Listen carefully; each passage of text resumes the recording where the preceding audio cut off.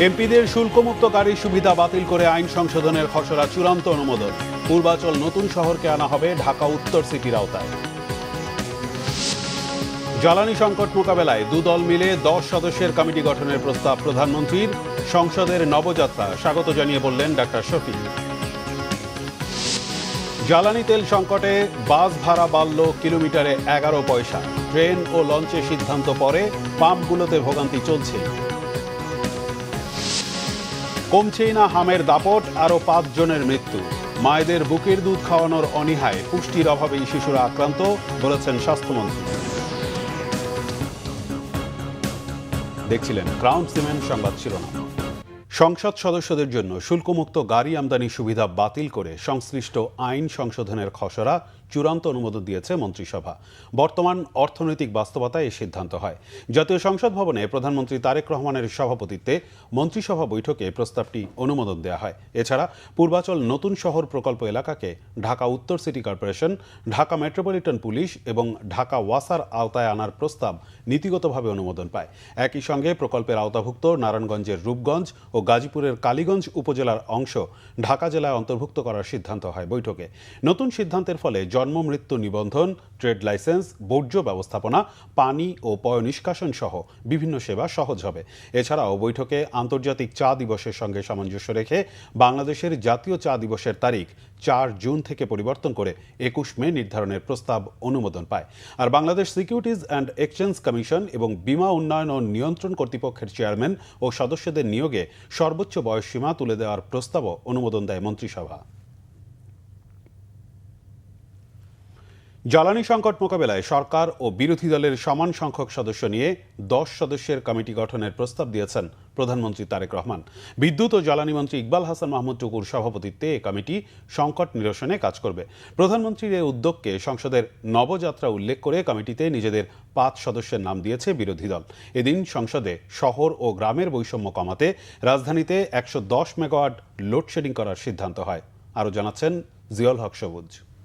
মাননীয় সদস্যবৃন্দ, দিনের কার্যসূচিভুক্ত প্রশ্ন জিজ্ঞাসা ও উত্তর টেবিলে উপস্থাপিত হলো। বৃহস্পতিবার বিকেলে স্পিকার হাফিজ উদ্দিন আহমদের সভাপতিত্বে শুরু হয় সংসদ অধিবেশন। মাননীয় স্পিকার, আমি আমার বক্তব্যে বলেছিলাম, সংসদ নেতা ও প্রধানমন্ত্রী তারেক রহমান বলেন, জ্বালানির সংকট একটা বৈশ্বিক সমস্যা। তবে জনদুর্ভোগ কমাতে বুধবার সংসদে বিরোধী দল যেই নোটিশ দিয়েছে তা বেশ ইতিবাচক। এর জবাবে প্রধানমন্ত্রী বিদ্যুৎ ও জ্বালানি মন্ত্রীর নেতৃত্বে সমন্বিত কমিটি গঠনের প্রস্তাব দেন। মাননীয় স্পিকার, আমরা সিদ্ধান্ত গ্রহণ করেছি যে আমরা আমাদের পক্ষ থেকে 5 সদস্যের একটি কমিটি গঠন করছি। আমি আপনার মাধ্যমে বিরোধী দলীয় নেতা এবং বিরোধী দলকে অনুরোধ করব, ওনারাও যদি 5 জনের নাম দেন তাহলে এই 10 জন ব্যক্তি বসে এই বিষয়গুলোর উপর আলোচনা করতে পারে। কোনো পরামর্শ থাকলে কোনো পরামর্শ থাকলে এই কমিটির মাধ্যমে সেটি সরকারের কাছেও আসলো এবং সরকার সেটার মধ্যে কোনো বাস্তবতা থাকলে অবশ্যই সেটি কার্যকর করার উদ্যোগ গ্রহণ করবে। প্রধানমন্ত্রীর এই প্রস্তাবকে স্বাগত জানিয়ে বিরোধী দলীয় নেতা ডাক্তার শফিকুর রহমান সংসদকে সমস্যা সমাধানের কেন্দ্রবিন্দুতে পরিণত হওয়ার আশাবাদ জানান। সেই প্রত্যাশায় জামাত ও এনসিপির সমন্বয়ে প্রস্তাব করেন 5 সদস্যের নাম।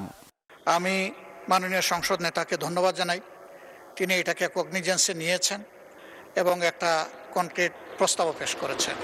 আমিও তাকে সম্মান করে বিরোধী দলের পক্ষ থেকে আরও 5 জনের নাম ঘোষণা করছি। জনাব সাইফুল আলম খান, ঢাকা 12, নুরুল ইসলাম, চাঁপাইনবাবগঞ্জ 3, আব্দুল বাতেন, ঢাকা 16, মোহাম্মদ আবুল হাসনাত, কুমিল্লা 4, মুফতি মাওলানা আবুল হাসান, সিলেট 5। এই 5 জন ইনশাআল্লাহ একসাথে কাজ করবেন এই কমিটির সাথে। শুধু বিদ্যুৎ ও জ্বালানির সংকট নয়, সরকার নির্ধারিত দামে এলপিজির সিলিন্ডার না পাওয়া নিয়ে সংসদে প্রশ্ন তোলেন স্বতন্ত্র এমপি রুবিন ফারহানা। এলপিজির দিকে তাকায় মাননীয় স্পিকার, 1940 টাকার সিলিন্ডার বলে বটে, তবে 2200 টাকার নিচে কোথাও সিলিন্ডার পাওয়া যায় না। জবাবে জ্বালানি মন্ত্রী বলেন, আওয়ামী লীগ সরকারের বিশাল অঙ্কের বকেয়ায় বিপাকে পড়েছে জ্বালানি খাত। বিগত ফ্যাসিস্ট সরকার বাংলাদেশের গ্যাস উত্তোলনের জন্য কোনো রকম অনুসন্ধান করে নাই।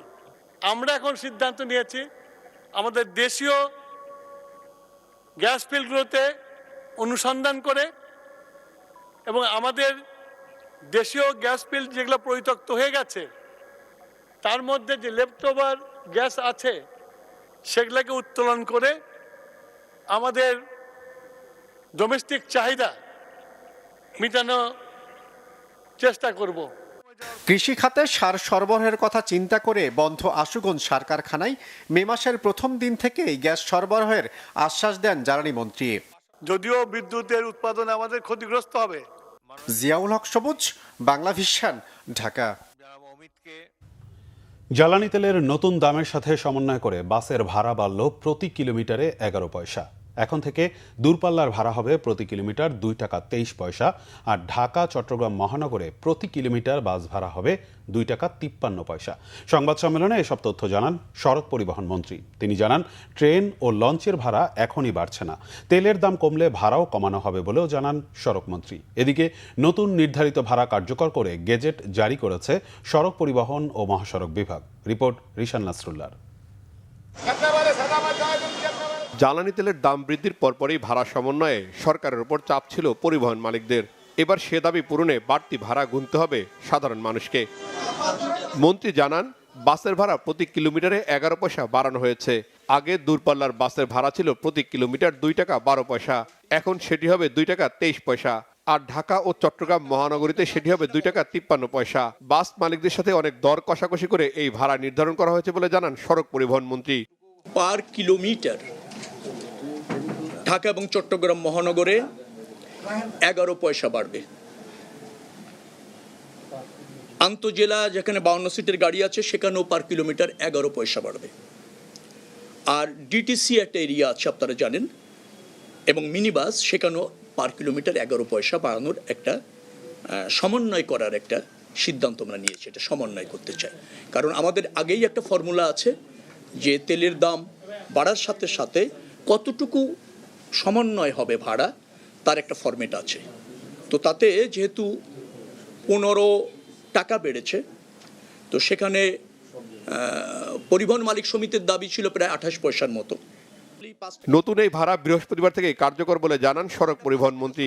তিনি জানান, তেলের দাম কমার সাথে সাথে ভাড়া আবারও কমানো হবে। সরকারের নির্দেশ না মানলে কঠোর ব্যবস্থা নেওয়া হবে বাস মালিকদের বিরুদ্ধে। এই সিদ্ধান্তের ব্যত্যয় যদি বাস মালিকরা করতে চেষ্টা করে, ডেফিনেটলি বাস মালিকদের যে বিরুদ্ধে শক্ত অবস্থান এবং শক্ত ব্যবস্থা নেওয়া হবে। বিআরটিএ নির্ধারণ করা এবং আমরা আলোচনা করে যে সিদ্ধান্ত উপনীত হয়েছি, বাস মালিকরা অঙ্গীকার করেছে তারা এই সিদ্ধান্ত যে কোনো মূল্যে মানবে এবং অনুসরণ করবে। যেহেতু তারা অঙ্গীকার করেছে, এর ব্যত্যয় না হওয়া পর্যন্ত আমাকে এই বিষয়ে প্রশ্ন না করার ইসরেও। এই সমন্বয়টা শুধু এবার বৃদ্ধির ক্ষেত্রে না, তেলের দাম পুনরায় কমলে আবার এই একই প্রক্রিয়ায় ভাড়া কমবে। আবার তেলের দাম যদি বাড়ে কোনো কারণে, তাহলে একই প্রক্রিয়ায় ভাড়া সমন্বয় হবে। মন্ত্রী জানান, ট্রেন ও লঞ্চের ভাড়া এখনো বাড়বে না, তবে নির্ধারণ করে দেওয়া হবে এসি বাসের ভাড়া। সাংবাদিকরা আরো বেশি কুল থাকাটা প্রয়োজন। রিশান নাসরুল্লাহ, বাংলা ভিশন, ঢাকা। শুধু মজুদ নয়, পাম্পগুলোতে সরবরাহ না বাড়ালে জ্বালানি পরিস্থিতি স্বাভাবিক হবে না বলে মন্তব্য করেছেন পেট্রোল পাম্প মালিক সমিতির একাংশের সভাপতি। মালিক সমিতির সাথে কথা না বলে সিদ্ধান্ত নেওয়াতে এমন পরিস্থিতি তৈরি হয়েছে বলে অভিযোগ তার। একদিকে সরকারের ভাষ্যমতে দেশের ইতিহাসে সর্বোচ্চ তেল মজুদের পাশাপাশি বেড়েছে দামও। এমন অবস্থায় জ্বালানি সংকট কেটে যাওয়ার প্রত্যাশা ছিল, তবে রাজধানী ঢাকায় বাস্তবতা একেবারেই ভিন্ন। প্রয়োজনীয় জ্বালানি পেতে ঘন্টার পর ঘন্টা অপেক্ষা করতে দেখা যায় গ্রাহকদের। কিছু পেট্রোল পাম্প তেল সরবরাহ বন্ধ করলেও বন্ধ রয়েছে অনেক পাম্প। সরবরাহ স্বাভাবিক না হলে জীবন চালানোই কঠিন হয়ে যাবে বলে জানান রাইড শেয়ারিং চালকরা। পরিস্থিতি স্বাভাবিক করতে সরকারকে মাঠ পর্যায়ে নজরদারি বাড়ানোর দাবি সচেতন গ্রাহকদের। জ্বালানি স্বল্পতার কারণে সক্ষমতার পুরোটা বিদ্যুৎ উৎপাদন করা যাচ্ছে না বলে জানিয়েছে বিদ্যুৎ বিভাগ। বৃহস্পতিবার সচিবালয়ে দেশের বিদ্যুৎ ও জ্বালানি পরিস্থিতি নিয়ে আয়োজিত এক সংবাদ সম্মেলনে এ তথ্য জানান বিদ্যুৎ বিভাগের যুগ্ম সচিব উম্মে রেহানা। তিনি বলেন, মধ্যপ্রাচ্যে যুদ্ধ পরিস্থিতির কারণে প্রয়োজনীয় জ্বালানি আমদানি করে বিদ্যুৎ উৎপাদনে সরবরাহ করতে না পারায় চাহিদা মতো বিদ্যুৎ উৎপাদন করা যাচ্ছে না। দেশে গ্যাস ভিত্তিক বিদ্যুৎ উৎপাদন 12,000 মেগাওয়াটের বেশি হলেও গ্যাসের অভাবে অর্ধেকের মতো উৎপাদন হচ্ছে উল্লেখ করে বিদ্যুৎ বিভাগের যুগ্ম সচিব জানান, বুধবার দেশে বিদ্যুৎ চাহিদা অনুযায়ী ঘাটতি ছিল 2,000 মেগাওয়াট। তিনি জানান, চলতি মাসের শেষের দিকে আদানি, এসালম সহ কয়লাভিত্তিক কেন্দ্র থেকে পুরোপুরি বিদ্যুৎ সরবরাহ শুরু হলে পরিস্থিতির উন্নতি হবে। বিদ্যুৎ বিভাগের যুগ্ম সচিব বলেন, গ্রাম ও শহরের মধ্যে লোডশেডিংয়ের ক্ষেত্রে সমন্বয় করার উদ্যোগ নেওয়ার বিষয়ে সরকার সিদ্ধান্ত নেবে। সংকট রয়েছে এবং জ্বালানি বিভাগ থেকে এলএনজি আমদানি করে সেটাকে জ্বালানির এই সংকটের কারণে তারা যদি 1200 MMCFD গ্যাসও আমাদেরকে দিতে পারতো, তাহলেও আমরা 7200 মেগাওয়াট বিদ্যুৎ উৎপাদন করতে পারতাম অনেক কম পয়সায়। কিন্তু তারা আমাদেরকে 850 থেকে 900 MMCFD গ্যাস দিতে পারছে। এর মাধ্যমে যদি আমরা গতকালকে রিপোর্টটা দেখি, সেখানে দেখব গ্যাসের মাধ্যমে আমাদের 5274 মেগাওয়াট বিদ্যুৎ উৎপাদিত হয়েছে, যদিও আমাদের উৎপাদন ক্ষমতা হচ্ছে 12,154 মেগাওয়াট। তার মানে আমরা অর্ধেকেরও কম উৎপাদন করতে পারছি গ্যাসের স্বল্পতার কারণে। শিক্ষার্থীদের বই পড়ার অভ্যাস গড়ে তুলতে সরকারের সাথে একসঙ্গে কাজ করবে বিশ্ব সাহিত্য কেন্দ্র। প্রধানমন্ত্রী তারেক রহমানের সঙ্গে বিশ্ব সাহিত্য কেন্দ্রের প্রতিষ্ঠাতা অধ্যাপক আবদুল্লাহ আবু সাইদের বৈঠকে এই সিদ্ধান্ত হয়। বৃহস্পতিবার দুপুরে সচিবালয়ে মন্ত্রিপরিষদ বিভাগের প্রধানমন্ত্রীর কার্যালয়ে এই বৈঠক অনুষ্ঠিত হয়। এ সময় উপস্থিত ছিলেন শিক্ষামন্ত্রী ডক্টর আনম এহসানুল হক মিলন, সংস্কৃতি বিষয়ক মন্ত্রী নিতাই রায় চৌধুরী ও প্রতিমন্ত্রী আলী নওয়াজ মাহমুদ খৈয়ম, প্রাথমিক ও গণশিক্ষা প্রতিমন্ত্রী ববি হাজ্জাজ এবং প্রধানমন্ত্রীর উপদেষ্টা মাহদি আমিন ও ডক্টর জাহিদুর রহমান। বৈঠকে প্রাথমিক, মাধ্যমিক ও উচ্চ মাধ্যমিক পর্যায়ে শিক্ষার্থীদের বই পড়ার অভ্যাস গড়ে তোলার করণীয় নিয়ে আলোচনা হয়। বিশ্ব সাহিত্য কেন্দ্র ও সংস্কৃতি বিষয়ক মন্ত্রণালয়ের ঊর্ধ্বতন কর্মকর্তারা বৈঠকে উপস্থিত ছিলেন।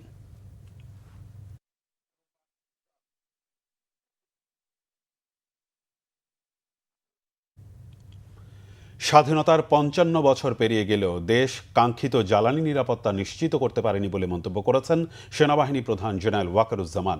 বৃহস্পতিবার রাজধানীর মিরপুর সেনানিবাসে ন্যাশনাল ডিফেন্স কলেজ পরিচালিত ক্যাপস্টন কোর্সের সমাপনী অনুষ্ঠানে এসব কথা বলেন তিনি।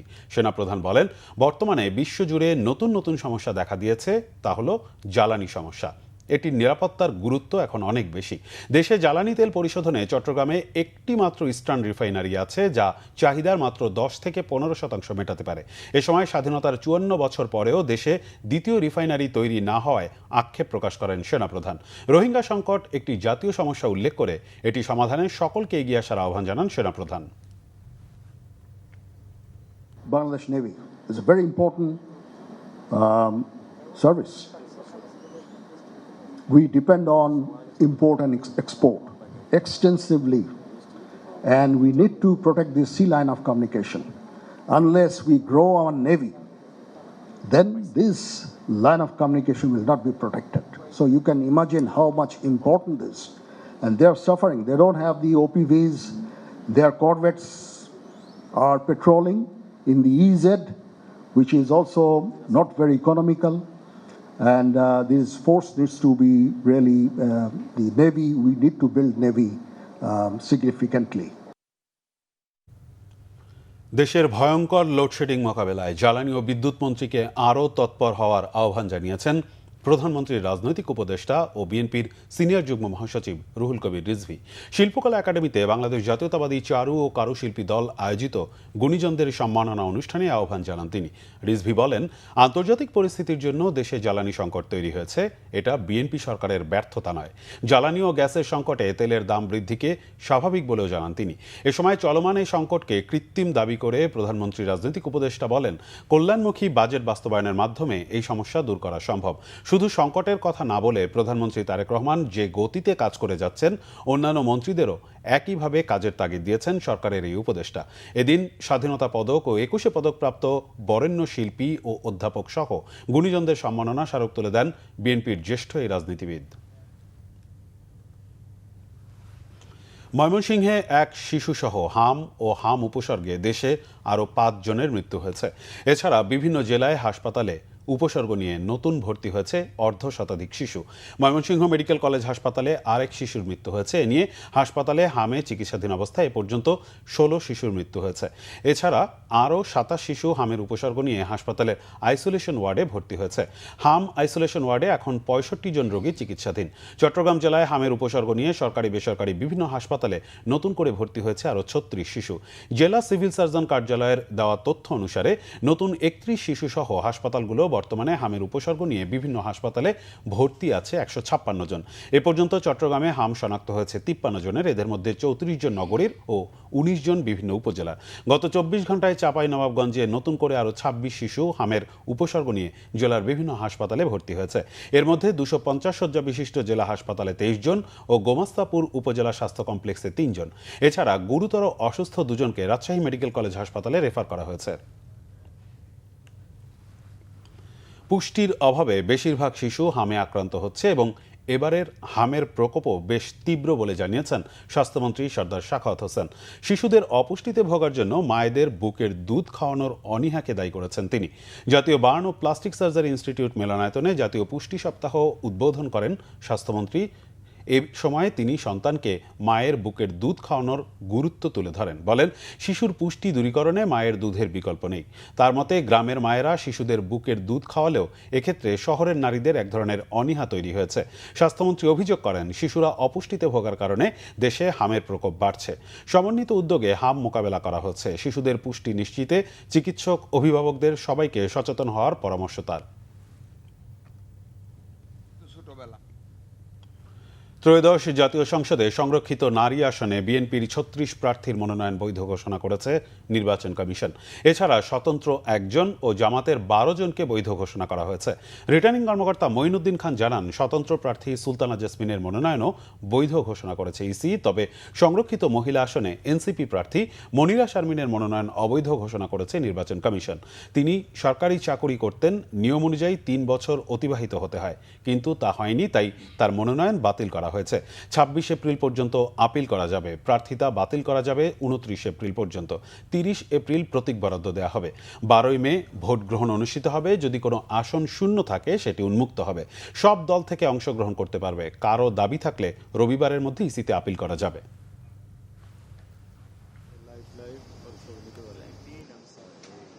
দেশের চিকিৎসা খাতের সক্ষমতা বাড়াতে যৌথ উদ্যোগে কাজ করতে চায় ভারত। পাশাপাশি বাংলাদেশিদের জন্য মানসম্মত ও স্বল্প ব্যয়ে স্বাস্থ্যসেবা দিতে ভারত প্রতিশ্রুতিবদ্ধ বলে জানিয়েছেন বাংলাদেশে নিযুক্ত দেশটির হাইকমিশনার প্রণয় কুমার ভার্মা। বৃহস্পতিবার রাজধানীর একটি হোটেলে বাংলাদেশের রিদম গ্রুপ এবং ভারতের ম্যানিপলস হসপিটালের মধ্যে চুক্তিসই অনুষ্ঠানে তিনি এসব কথা বলেন। এ সময় তিনি বাংলাদেশের মেডিকেল ট্যুরিজম খাতকে সুসংগঠিত করতে এবং ভারতে বিশেষায়িত চিকিৎসা নিতে যাওয়া রোগীদের মধ্যে আস্থা ফেরাতে দুই দেশের বেসরকারি খাতকে এগিয়ে আসার আহ্বান জানান। আয়োজকদের পক্ষ থেকে জানানো হয়, এই চুক্তির মাধ্যমে বাংলাদেশি রোগীরা ভিসা সহায়তা, উন্নত চিকিৎসা, আবাসন ব্যবস্থা সহ বিমান ভাড়ায় বিশেষ ছাড় এবং সুবিধা পাবেন।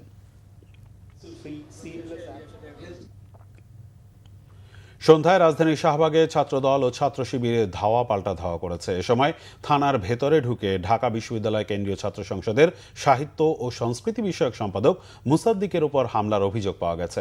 ধাওয়া পাল্টা ধাওয়ার ঘটনায় ডাকসুর সমাজসেবা সম্পাদক এবি জুবায়ের সহ সাংবাদিক সমিতির কয়েকজন আহত হয়েছেন। প্রধানমন্ত্রী তারেক রহমানের মেয়ে জাইমা রহমানকে নিয়ে কটূক্তি করে সামাজিক যোগাযোগ মাধ্যম ফেসবুকে ছবি পোস্ট করায় বৃহস্পতিবার রাতে শাহবাগ থানায় মামলা করতে যায় ছাত্রদল। পরে খবর পেয়ে থানায় যায় ঢাকা বিশ্ববিদ্যালয়ের কয়েক সাংবাদিক ছাড়াও ছাত্র শিবির ও ডাকসুর কয়েকজন। পরে বিষয়টি নিয়ে কথা কাটাকাটির জেরে দুপক্ষের হাতাহাতি হয়। এ সময় ছাত্রদল ও ছাত্র শিবিরের মধ্যে ধাওয়া পাল্টা ধাওয়া হয়। এক পর্যায়ে ডাকসু সভাপতি ও ছাত্রদল সভাপতি সহ অন্য নেতাদের উপস্থিতিতে পরিস্থিতি শান্ত হয়। পাবনার ঈশ্বরদী সরকারি কলেজেও ছাত্র শিবির ও ছাত্রদলের ধাওয়া পাল্টা ধাওয়া হয়েছে। এতে আহত হয়েছেন উভয় পক্ষের অন্তত 10 জন।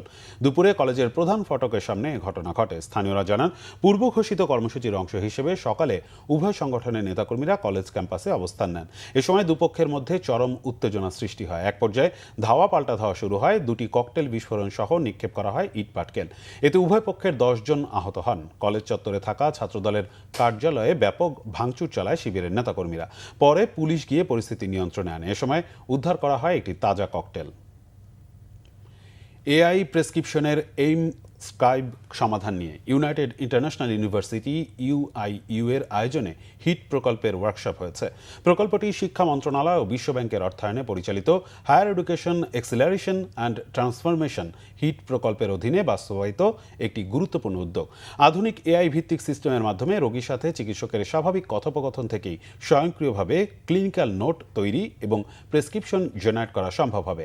এর মাধ্যমে চিকিৎসা পরামর্শের সময় রোগীর উপসর্গ, ইতিহাস, চিকিৎসা চিকিৎসকের পর্যবেক্ষণ এবং কাউন্সেলিং সংক্রান্ত গুরুত্বপূর্ণ তথ্যগুলো সুনির্দিষ্টভাবে ধারণ করা সম্ভব হবে। চিকিৎসক রোগী যোগাযোগকে আরও কার্যকর, সুসংগঠিত এবং তথ্যভিত্তিক করে তোলার পাশাপাশি বাংলাদেশে অটোমেটেড ইলেকট্রনিক হেলথ রেকর্ড তৈরিতেও ভূমিকা রাখবে। চিকিৎসকদের কাজের চাপ কমিয়ে তাদেরকে রোগীর সাথে আরও বেশি সময় ব্যয় করার সুযোগ তৈরি হবে। এছাড়া দ্রুত, নির্ভুল এবং তথ্য সমৃদ্ধ চিকিৎসা সেবা পাবে রোগীরা। সংবাদ শেষ করব ক্রাউন সিমেন্ট শিরোনামগুলো আরেকবার জানিয়ে। এমপিদের শুল্কমুক্ত গাড়ির সুবিধা বাতিল করে আইন সংশোধনের খসড়া চূড়ান্ত অনুমোদন। পূর্বাচল নতুন শহরকে আনা হবে ঢাকা উত্তর সিটির আওতায়। জ্বালানি সংকট মোকাবেলায় দুদল মিলে 10 সদস্যের কমিটি গঠনের প্রস্তাব প্রধানমন্ত্রীর। সংসদে নবযাত্রা স্বাগত জানিয়ে বললেন ডাক্তার শফিক। জ্বালানি তেল সংকটে বাস ভাড়া বাড়ল কিলোমিটারে 11 পয়সা। ট্রেন ও লঞ্চে সিদ্ধান্ত পরে পাম্পগুলোতে ভোগান্তি চলছে। কমছেই না হামের দাপট, আরও 5 জনের মৃত্যু। মায়েদের বুকের দুধ খাওয়ানোর অনীহায় পুষ্টির অভাবেই শিশুরা আক্রান্ত, বলেছেন স্বাস্থ্যমন্ত্রী। এই ছিল এখনকার মতো। পরের সংবাদ সকাল 7:30টায় দেখার আমন্ত্রণ রইল। এতক্ষণ সাথে থাকায় ধন্যবাদ।